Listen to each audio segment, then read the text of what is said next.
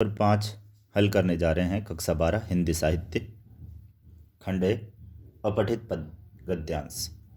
नारी त्याग और तपस्या की अद्भुत विभूति है। इन्हीं दोनों तत्वों के समन्वय से हमारी भारतीय नारी का स्वरूप संगठित हुआ है। नारी जीवन का मूल मंत्र है त्याग, और इस मंत्र को सिद्ध करने की क्षमता उसे प्रदान की है तपस्या ने। हम ठीक ठाक नहीं कह सकते कि उसके जीवन के किस अंश में इन महनीय तत्वों के विलास का दर्शन हमें नहीं मिलता, परंतु यदि हम उसके पूर्व जीवन को तपस्या का काल तथा उत्तर जीवन को त्याग का काल माने तो कथमपि अनुचित न होगा। नारी के 3 रूप हमें दिखाई देते हैं: कन्या रूप, भार्या रूप और मातृ रूप। कुमार काल नारी जीवन की साधनावस्था है, उत्तर काल उस जीवन की सिद्धावस्था है।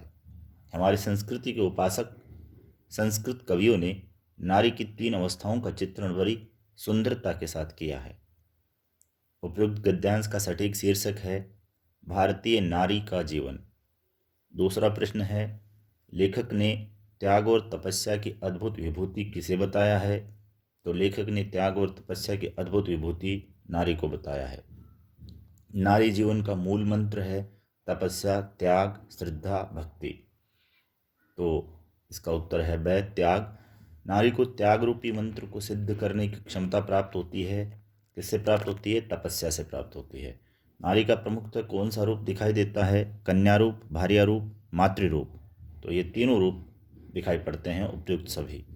नारी के जीवन का तपस्या काल कौन सा होता है? नारी के जीवन का तपस्या काल पूर्व काल होता है।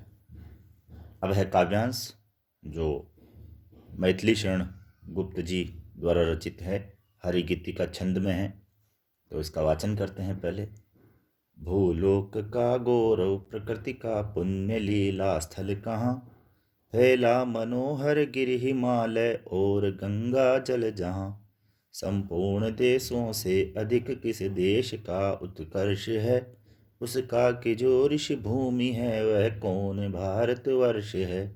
हाँ, वृद्ध भारतवर्ष ही संसार का सिरमौर है, ऐसा पुरातन देश कोई विश्व में क्या और है। भगवान की भवभूतियों का यह प्रथम भंडार है, विधि ने किया नर सृष्टि का पहले यहीं विस्तार है। यह पुण्य भूमि प्रसिद्ध है, इसके निवासी आर्य हैं, विद्या कला कौशल सबके जो प्रथम आचार्य हैं।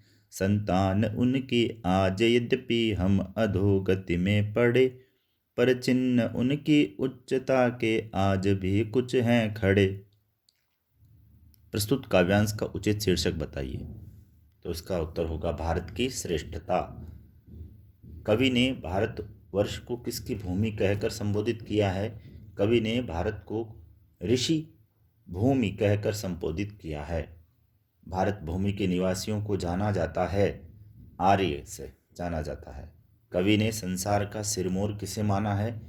कवि ने संसार का सिरमौर प्राचीन भारतवर्ष को माना है। भारतवर्ष के प्रथम आचार्यों द्वारा हमें शिक्षा प्राप्त हुई, कला की, कौशल की, विद्या की, उपयुक्त सभी की। तो इसका उत्तर होगा उपयुक्त सभी की। कवि ने संपूर्ण देशों से अधिक किस देश का उत्कर्ष बताया है? भारतवर्ष का बताया है। अब आते हैं रिक्त स्थान की पूर्ति। स्वच्छता और स्पष्टता प्रसाद गुण की विशेषताएं हैं। जहाँ वाक्य में शब्द प्रयोग के अंतर्गत क्रमहीनता हो, वहाँ अक्रमत्व दोष होता है।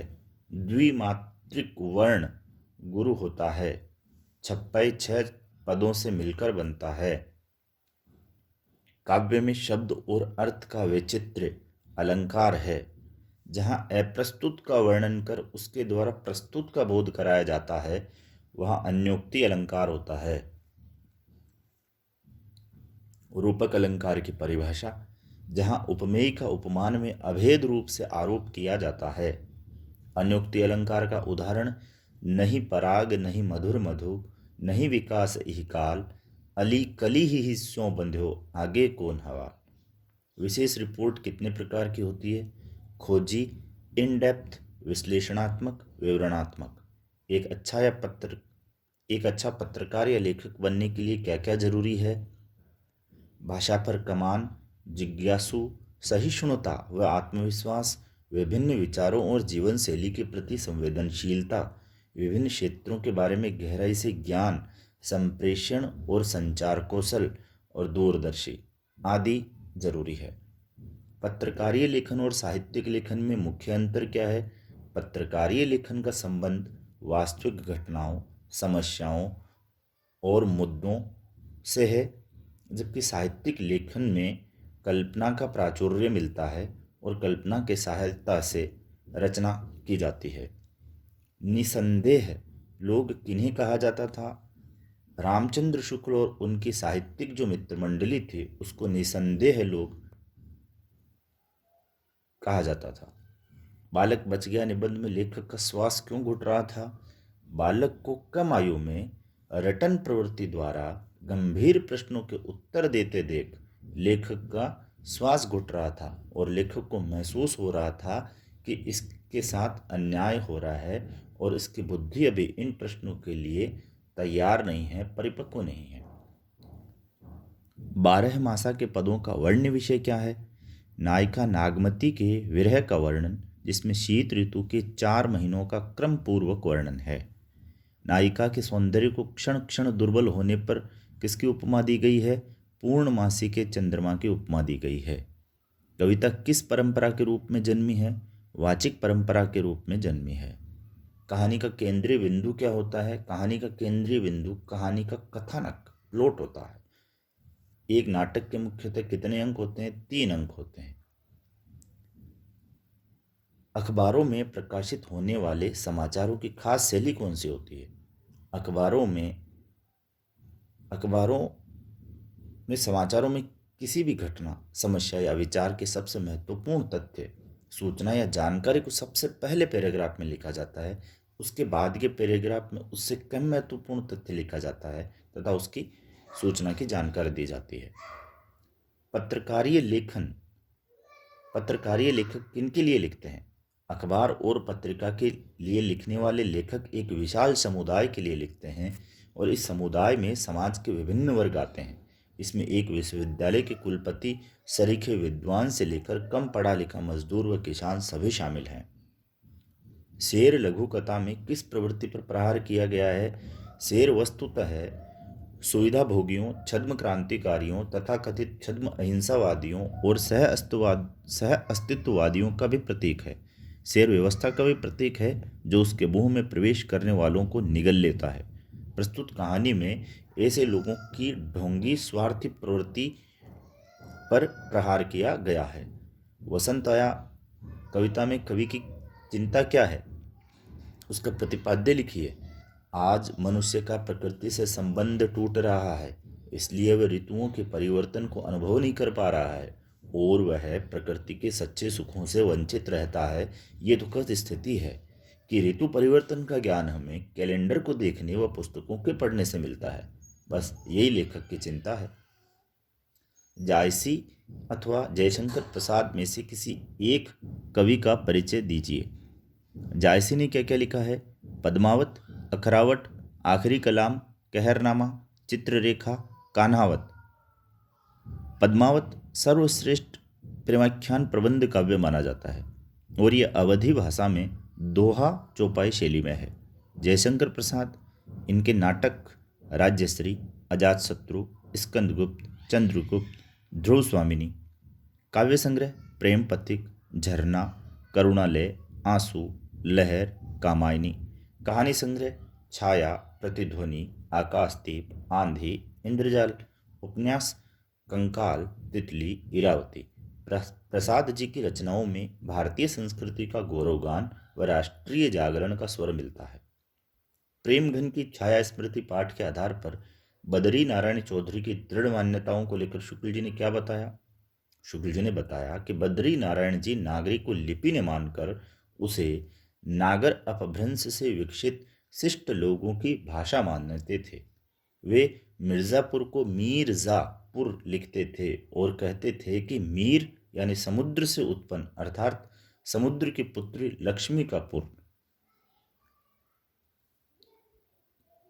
खाली कटोरों में वसंत का उतरना से क्या आशय है? आशय यही है कि वसंत ऋतु में सर्दी कम हो जाती है और गंगा स्नान के लिए लोगों की भीड़ बढ़ जाती है, भिखारियों को खूब भीख मिलती है और वसंत ऋतु के आने से मधुरता व खुशियाँ छा जाती है, उसी प्रकार भिखारियों के चेहरे पर चमक बढ़ जाती है। कटोरों में पड़ते सिक्कों की चमक में कवि को वसंत उतरता दिखाई देता है। चंद्रधर शर्मा गुलेरी अथवा ममता कालिया। चंद्रधर शर्मा गुलेरी पुरानी हिंदी निबंधमाला, काशी, जय जमुना मैया जी, कछुआ धर्म, मारे सी मोई कू ठाव, सुखमय जीवन, बुद्धू का काटा उसने कहा था। और ममता कालिया इनके उपन्यास हैं बेघर, नरक दर नरक, प्रेम कहानी, लड़कियां, एक पत्नी के नोट्स, कल्चर वल्चर, सपनों की होम डिलीवरी। कहानी संग्रह प्रतिदिन एक अदद औरत, सीट नंबर 6, 25 साल की लड़की, जांच अभी जारी है, थिएटर रोड के कुएं। कविता संग्रह खाटी घरेलू औरत और कितने प्रश्न करूं। आशा से ज़्यादा दीर्घजीवी कोई वस्तु नहीं होती, ऐसा क्यों कहा गया है। रुपए चोरी हो जाने के बाद भी तथा झोंपड़ी के राख होने पर भी सूरदास यह आशा कर रहा था कि रुपए पिघलकर चांदी बन गई होगी, वह तो जरूर ही मिल जाएगी, इसलिए ऐसा कहा गया है। तो इस आशा से ज़्यादा दीर्घजीवी कोई वस्तु नहीं होती। सूरदास को उम्मीद थी कि जो चांदी है वो तो मिल ही जाएगी। शेला और भूप ने मिलकर किस तरह पहाड़ पर अपनी मेहनत से नई जिंदगी कहानी लिखी। उन दोनों ने मिलकर खेतों को ढलवा बनाया, झरने के पानी को पहाड़ काट कर खेतों तक लाए और सर्दियों में बर्फ पिघलाकर उन खेतों की सिंचाई की। बिस्कोहर की माटी की कथा में के केंद्र में क्या है। बिस्कोहर के प्राकृतिक परिवेश का अनुभूतिमय वर्णन और उसकी नैसर्गिक छटा का यथार्थ चित्रण करना, और बिस्कोहर के तीनों ऋतुओं में कष्टप्रद व सुखद स्थिति का उल्लेख। बावड़ी किसे कहते हैं।